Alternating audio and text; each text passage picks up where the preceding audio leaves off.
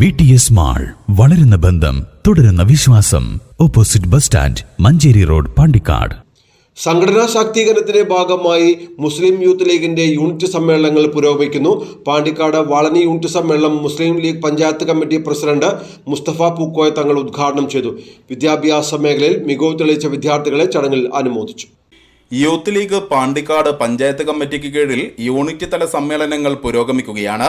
സംഘടനാ ശാക്തീകരണത്തിന്റെ ഭാഗമായാണ് ഇത്തരം സമ്മേളനങ്ങൾ നടക്കുന്നത്.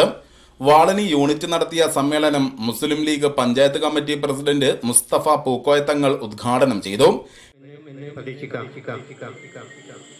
യൂത്ത് ലീഗിന്റെ കമ്മിറ്റി എന്ന് പറയുമ്പോൾ അതിന്റെ തുടക്കം കുറിച്ചത് നമ്മുടെ സിഹാബ് വൈസിയുടെ നാട്ടിൽ പുളിക്കൽ പറമ്പിലാണ്. പഞ്ചായത്ത് ഉദ്ഘാടനം അവിടെ കഴിഞ്ഞു. അതിന്റെ ഒരു രണ്ടാമത്തെ സംഗമമാണ് നമ്മുടെ ഈ വാഴണിയിൽ വെച്ച് നടക്കുന്നത്. KMCC panchayat committee president Yunus Kurikkal അധ്യക്ഷത വഹിച്ചു. Muslim League panchayat committee general secretary P. Saleel മുഖ്യ പ്രഭാഷണം നടത്തി.